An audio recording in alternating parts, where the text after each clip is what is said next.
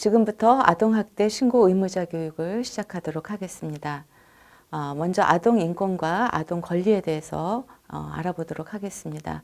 왜냐하면 아동 인권 또는 아동 권리라고 하는 것은 아동 학대의 반대급부에 있는 것이고, 또 아동 학대 차원에서 아동 학대하지 말자, 물론 이런 의미도 좋지만 아동 권리를 어떻게 보장할 것인가, 그리고 보장하는 의미에서 아동 학대는 어떤 관점으로 바라볼 건가, 이런 이야기를 하는 데 있어서 굉장히 중요하기 때문에 먼저 아동 권리 또 인권 이 이야기부터 시작하도록 하겠습니다.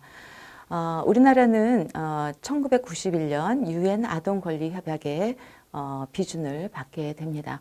아동권리협약은 1989년에 유엔 총회에서 만장일치로 채택된 아주 중요한 법입니다.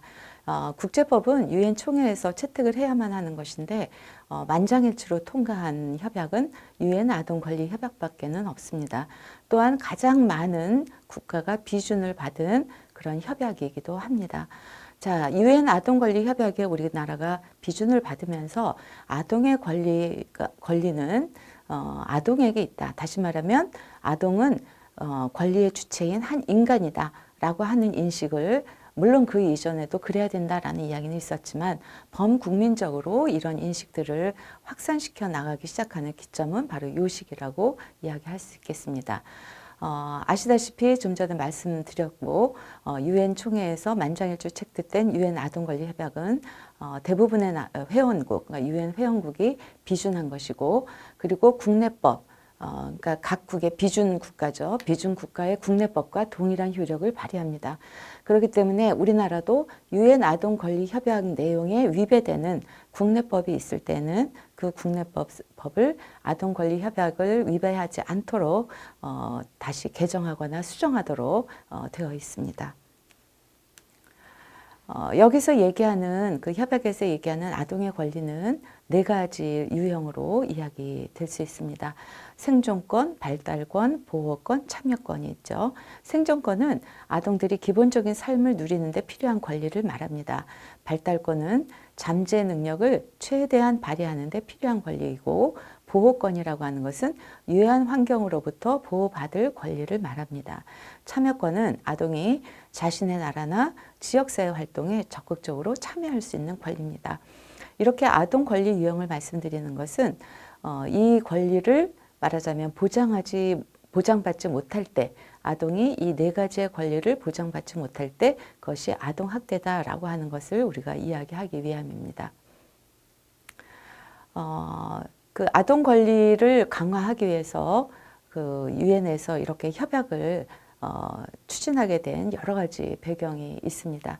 그래서 이제 그 배경을 말씀드리면, 먼저 보호가 필요한 아동에 대한 국가의 책임이 부족한 경우가 많다는 겁니다. 아동들이 태어나서 또 임신 기간도 마찬가지지만 출생을 해서 살아나가는 모든 기간 동안 가정에서 물론 잘 보호를 받으면 좋겠지만 그렇지 못한 경우가 많이 있습니다. 그러면 그렇지 못할 때 국가가 책임지지 못한다면 이 아동을 보호하는 그 민간 시설, 기관들이 있죠. 이런 기관에 따라서 아동의 운명은 달라집니다. 말하자면 좋은 어떤 기관에 가게 됐다, 또는 혜택이 많은 기관에 가게 됐다라고 하는 아동과 또 혜택이 상대적으로 적은 기관에 선택해서 가게 되는 아동은 그 삶의 질이 달라질 수밖에 없는 것이죠. 그래서 국가의 책임을 좀 더 강조하는 의미가 있습니다.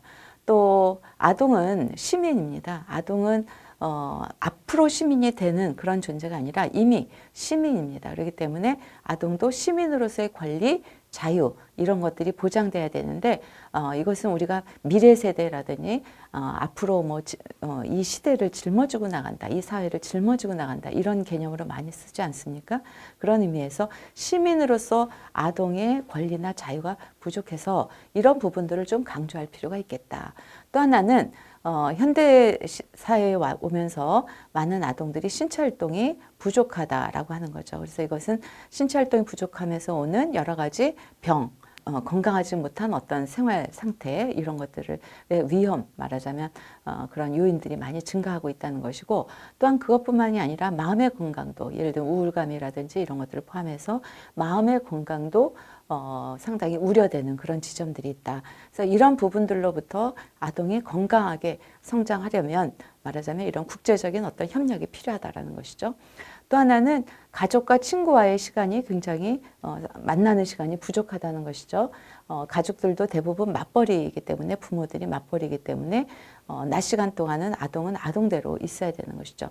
그래서 이런 관계가 이제 부족한 문제, 그리고 또 아동들이 충분히 놀 수 있어야 되는데 이런 놀이가 좀 부족하다든지 이런 문제들로 인해서 어떤 인간관계의 결핍의 문제라든지 여러 가지 문제들이 발생을 했기 때문에 바로 이런 의미에서 아동 인권을 좀 더 포괄적인 의미에서 보장하자라고 하는 국제적인 협력. 그래서 이것을 우리가 뭐라 그러냐면 아동 권리를 지켜주기 위한 어른들의 약속이다. 이렇게 얘기를 할 수 있겠습니다. 자, 그리고 우리나라에서도 아동의 권리를 강화하기 위한 여러 가지의 정책들을 만들기 시작을 하게 되는데요. 먼저 대표적인 얘기들을 좀 해보면 아동의 법적 지위를 좀 강화할 필요가 있겠다. 그래서 특히 우리나라 민법 915조에 보면 친권자가 아동을 양육할 때 뭐 교양이나 뭐 이런 거를 위해서는 징계를 할 수 있다. 이렇게 부모의 법적 지위가 이제 보장되어 있습니다. 그런데 이제 그러다 보니까 부모가 특히 친권자가 자녀를 뭐 지나친 체벌을 한다던가 이제 이런 문제들이 있을 수 있죠. 그래서 이거는 아동 학대다라고 얘기할 때 아니다. 부모의 징계권에 해당한다. 이것이 서로 이제 상충되게 됩니다.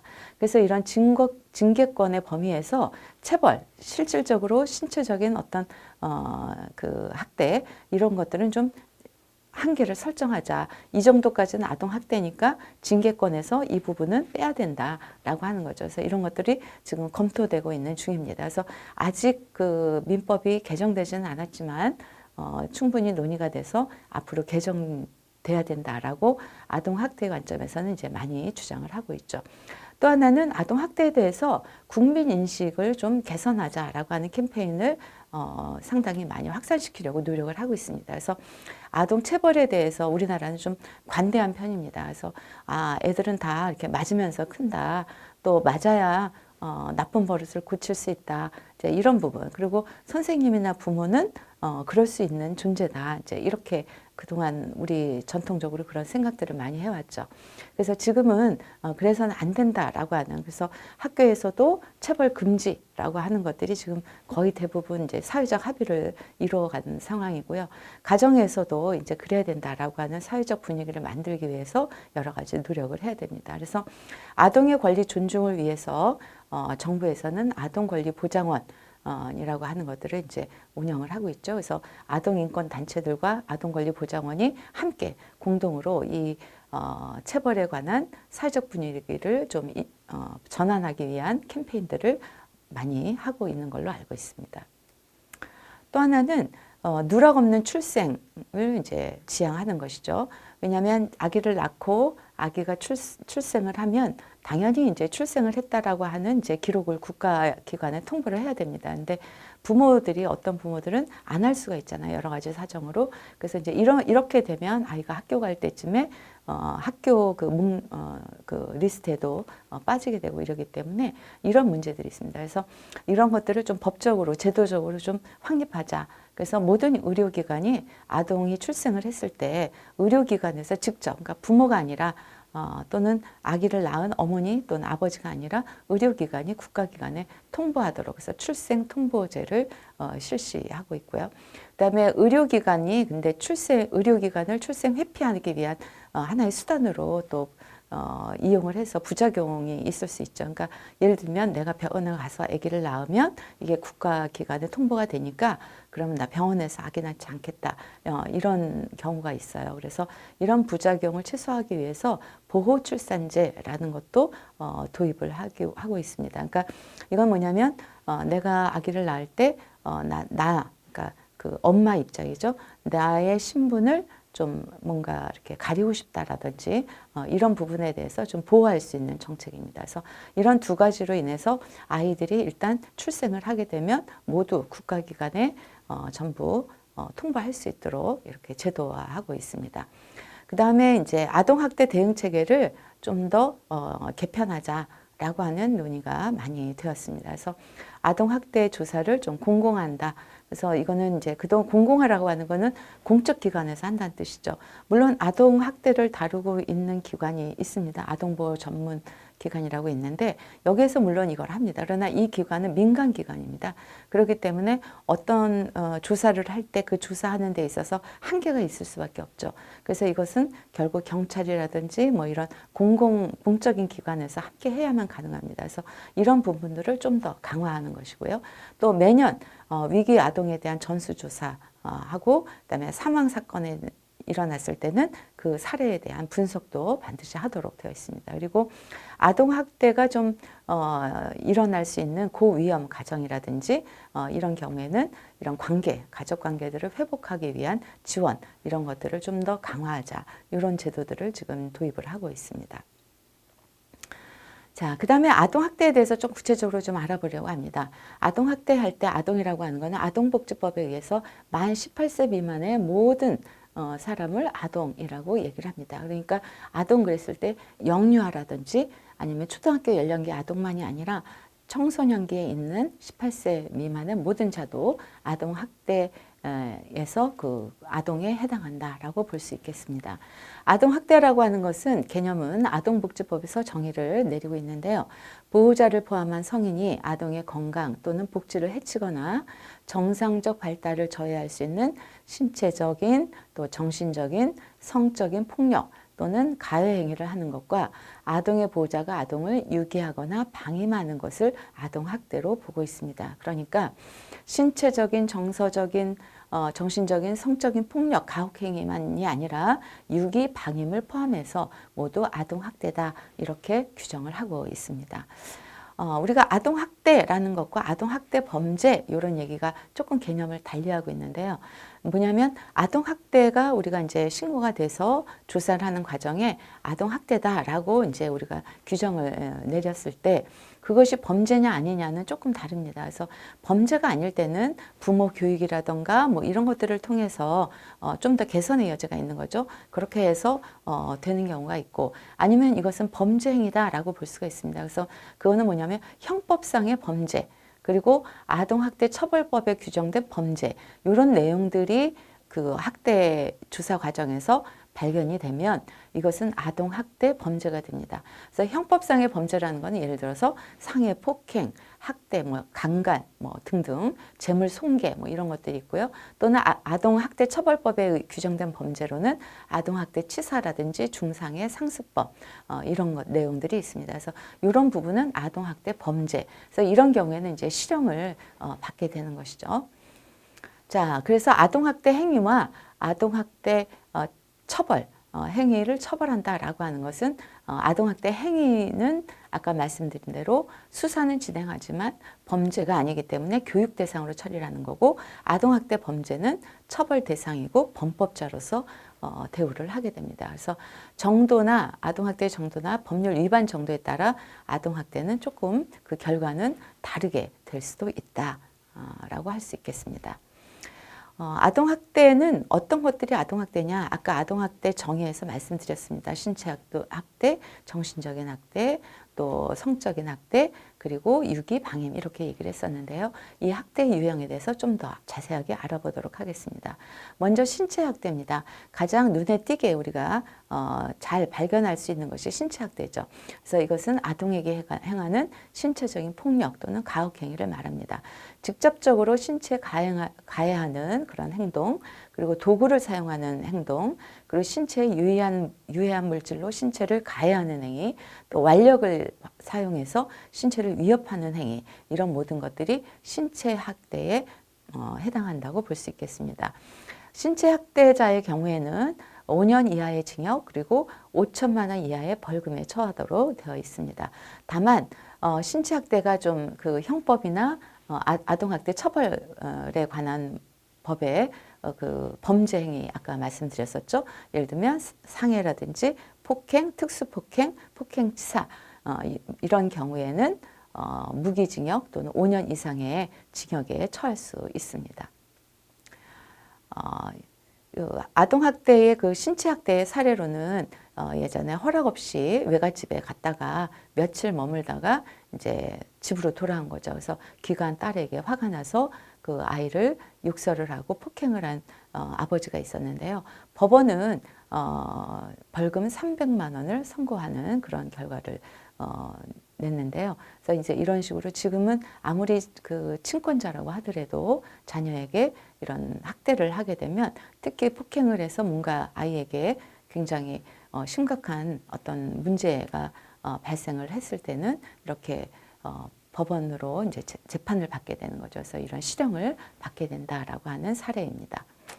자, 그다음에 정서학대인데요. 정서학대의 경우에는 발견하기가 참 어렵죠. 그래서 굉장히 그 세밀한 그리고 섬세한 어떤 관찰을 요하는 것인데요. 정서학대의 개념은 아동에게 행하는 언어적인 폭력이라든지 정서적인 위협, 또 강급, 억제 또는 가학적인 행위를 말합니다. 언어적 폭력 행위나 정서적 위협, 형제나 친구 등과 비교하거나 차별하거나 편애하거나 왕따시키는 행위, 그리고 아동에게 비현실적인 기대 또는 강요를 하는 행위 등도 전부 정서학대에 포함합니다. 그러니까 넌 누굴 닮아서 그러니? 라든지 넌 커서 뭐가 되려고 그러니? 라든지 언니는 안 그런데 너는 왜 그러니? 라든지 이런 얘기들이 다 이제는 정서학대 행위다라고 볼 수 있겠습니다. 이것도 역시 똑같이 5년 이하의 징역 그리고 5천만 원 이하 벌금에 처할 수 있습니다. 다만 이제 처벌법상으로는 예를 들어서 뭐 체포 감금 이렇게 아까 말씀드린 그런 그 형법이나 처벌법에 의해서 만약에 범죄 행위가 됐다라고 할 때는 결과가 말하자면 실형이 훨씬 더 높아질 수 있는 것이죠. 예를 들면 이제 사례로 보면 밥을 먹지 않는다고 6살 유치원생에게 3번에 걸쳐서 억지로 그 교사가 밥을 먹인 예가 있었습니다. 이런 것들도 역시 아동의 정신 건강과 발달에 해를 끼친다. 그래서 정서적 학대다. 이렇게 판단을 해서 법원은 벌금 300만 원을 그 교사에게 선고한 그런 사례가 있습니다. 성학대는 아동을 대상으로 하는 모든 성적 행위를 우리가 성학대라고 얘기를 합니다. 그렇기 때문에 자신의 성적 만족을 위해서 아동을 관찰하거나 또 성적인 노출을 하는 행위뿐만 아니라 아동을 성적으로 추행하고 또 유사 성행위를 하는 행위라든지 뭐 등등 이 모든 것들이 성학대다라고 이해할 수 있겠습니다. 성학대는 다른 학대에 비해서 좀 더 처벌이 조금 높습니다. 처벌 기준이. 그래서 10년 이하의 징역 또 1억 원 이하의 벌금에 처하도록 되어 있고요. 처벌법상으로는 강간 미수 또는 강간 또 유사 강간이나 미수, 강간 추행 뭐 등등 이럴 때는 훨씬 더 강한 그런 결과를 이제 맞을 수가 있는 것이죠. 자, 예를 들자면 1년간 11살 난 친딸을 강제로 성폭행을 하고 추행한 50대 친아버지가 있었는데요. 법원은 20년간 위치 추적 그 전자장치에 부착을 하고 징역 15년을 선고했습니다. 그래서 다른 폭력의 다른 학대에 비해서 훨씬 더 높은 그런 실형을 받은 것이죠. 그래서 이런 결과를 우리가 볼 수 있겠습니다. 방임이나 유기는 예전에는 학대에 넣지 않기도 했었습니다. 그러나 지금은 방임 또는 유기도 다 학대로 넣습니다. 방임과 학대는 물리적인 방임, 교육적, 의료적 방임, 그리고 유기 이렇게 우리가 조금 나눠서 볼 수 있는데 물리적 방임은 기본적인 의식주를 제공하지 않는 행위입니다. 그리고 상해, 애가 다칠 수 있다거나 어떤 위험이 있는데 이런 위험으로부터 아동을 보호하지 않을 때에도 우리가 물리적인 방임으로 봅니다. 또 교육적인 방임은 보호자가 아동을 학교에 보내지 않는다든지 특히 의무교육에 해당합니다. 아동이 무단결석하는데 이것을 허용하는 그런 행위를 말하고요. 그다음 의료적 방임은 아동이 필요한 여러 가지 어려움, 아프고 이럴 때요. 필요한 의료적 처치를 하지 않는 행위입니다. 그래서 아동이 아픈데도 불구하고 병원을 데려가지 않는다든지 이런 것들은 다 의료적 방임에 해당합니다. 유기는 아동을 보호하지 않고 버리는 행위겠죠. 그래서 뭐 예를 들면 아동이 병원을 입원시킬 하려고 데리고 왔다가 이제 입원을 시키고는 보호자가 사라진다든지 이런 것들은 유기에 해당합니다. 그래서 이런 모든 것들도 방임 유기로 해서 아동 학대에 포함한다라고 볼 수 있겠습니다. 방임 유기는 아동복지법상으로는 5년 이하의 징역과 5천만 원 이하의 벌금에 처할 수 있고요. 처벌법상으로는 유기, 영아 유기, 학대, 아동 혹사, 유기치상 등으로 처리가 가능합니다. 그렇기 때문에 훨씬 더 아동복지법상보다는 좀 더 높은 처벌을 받게 된다라고 볼 수 있겠습니다.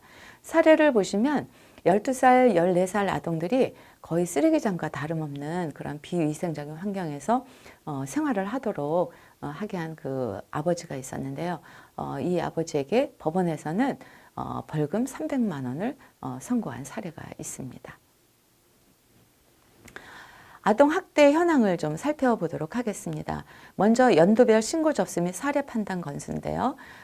그래프를 좀 보시면 신고 접수가 34,166건이 이제 2017년 현재입니다. 그리고 아동학대 이 중에 아동학대 의심 사례는 39,923건이니까 사실은 한 4,000건 조금 안 되게 신고한 것 중에 4,000건 조금 안 되게만 아동학대가 아니었던 것이죠. 그러니까 상당히 신고가 높아지면서 아동학대 의심 사례도 상당히 높게 나타나는 걸 우리가 알 수 있습니다.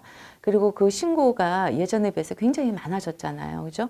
그래서 이거는 옛날에는 아동학대가 없었는데 지금 아동학대가 이렇게 많아진 건가? 이렇게 우리가 생각할 수도 있겠지만 그렇다기보다는 그만큼 이제 국민들의 어떤 또는 아동학대에 대한 신고 의무자들의 어떤 신고가 상당히 많아졌다라고 보는 게 맞을 것 같습니다. 그래서 신고가 상당히 많은 학대 의심 사례가 있고 신고한 건수 중에 그렇게 보면 학대 의심 사례 중에 결국 아동을 우리가 좀 더 잘 지원할 수 있는 그런 기회를 아동들이 받게 된다는 것이죠. 그래서 이런 신고라고 하는 것은 대단히 중요하다라고 우리가 이해할 수 있겠습니다. 자, 아동학대 사례 유형을 보시면 중복학대가 48.6%로 가장 많습니다. 그러니까 중복학대라는 것은 이런 방임이나 신체학대나 성학대나 정사학대 이런 유형의 사례가 여러 가지가 섞였다는 것이죠. 그래서 이런 중복학대가 굉장히 높다라고 하는 것은 이 학대에 대해서 우리가 치료를 하거나 지원을 할 때 어떤 통합적인 접근이 필요하다라고 하는 것을 알 수가 있는 것이고요. 그리고 정사학대는 이 그래프에서는 정사학대가 21.1% 이렇게 나와 있지만 이전의 그 것과 우리가 비교를 하면 정사학대가 상당히 많이 증가하고 있다라고 하는 것을 우리가 알 수가 있습니다. 그래서 이 부분에 대한 좀 유의가 필요한 것이죠. 또 학대 행위자와 아동과의 관계를 좀 보시면 학대 행위자의 77%가량이 친부모입니다. 그러니까 우리가 자녀를 학대한다라고 할 때 계부모가 아닐까 이렇게 생각할 수가 있는데 그렇지가 않고 77%가 친부모였다는 겁니다. 그래서 근데 이제 이런 부모님들이 그러면 왜 자기 자녀들에 대해서 이렇게 학대를 하는가 이걸 이제 보니까 아이들을 키우는 양육 태도나 방법이 상당히 부족한 경우가 22.2%에 달했습니다. 그러니까 상당한 경우는 말하자면 교육이나 상담이나 이런 걸 통해서 상당히 개선의 여지가 있다라고 하는 것이죠. 그래서 앞으로는 부모 교육이라든가 가족 기능 강화를 위한 여러 가지 적극적인 대책 또 지원 이런 것들이 필요하다라고 하는 것을 우리가 알 수 있습니다. 아동 학대로 인한 아동들의 후유증은 굉장히 많습니다. 그러나 미리 이제 우리가 좀 조심할 건 뭐냐면 이러한 후유증이나 뭐 여러 가지 증상들이 한꺼번에 다 오는 것이 아닙니다. 순차적으로 올 수도 있고 이 중에 몇 가지가 올 수도 있고 뭐 한두 가지가 올 수도 있고 이런 것이니까요. 그래서 우리가 후유증에 어떤 것들이 있는가 여러분들은 다 이해를 하고 계시는 것이 좋겠습니다. 그래서 먼저 학대받은 아동들의 후유증은 신체 손상이 가장 심각하죠. 눈으로도 가장 볼 수 있는 가장 잘 파악할 수 있는 것이기도 하고요. 그래서 피부 결손이라든지 화상, 골절, 안구 출혈 뭐 등등 여러 가지 두뇌 손상까지도 올 수 있고요. 이런 신체적 손상이 있을 수 있다는 거. 그 다음에 심리적인 또 정서적인 어려움들을 또 겪게 되는 경우도 많습니다. 그래서 중추신경계 손상이라든지 지능 자아 기능의 손상, 그래서 이제 학습 기능이나 이런 것들이 잘 안 되는 경우도 많이 있죠. 또 감정 조절이라든지 충동 조절이 떨어진다든지 또 이상이 생긴다든지 이런 문제들도 있을 수 있습니다. 그래서 예를 들면 화가 났을 때 분노를 잘 조절하지 못하는 그런 경우들도 있는 거고, 그다음에 자기 개념의 손상, 그래서 무력감 같은 게 느껴지는 거죠. 난 아무것도 할 수 없어. 이 세상에 괜히 태어났나 봐. 나를 사랑해주는 사람 아무도 없어. 뭐 이런 느낌들을 갖게 되는 거죠. 또 애착 관계가 굉장히 중요하지 않습니까? 아동계는. 그런데 이런 가장 믿을 만한 존재가 사실은 부모거든요. 근데 그 부모로부터 학대를 받은 아동의 경우에 이런 애착 관계의 형성에 문제가 생긴 경우도 많이 있습니다. 그 외에도 뭐 자학이라든지 자기 파괴 행동, 그다음에 여러 가지 정신적인 병리 현상 이런 것들을 이런 손상들을 입게 되는 경우가 많이 있습니다. 자, 이상으로 아동학대 신고 의무자 교육을 마치도록 하겠습니다. 감사합니다.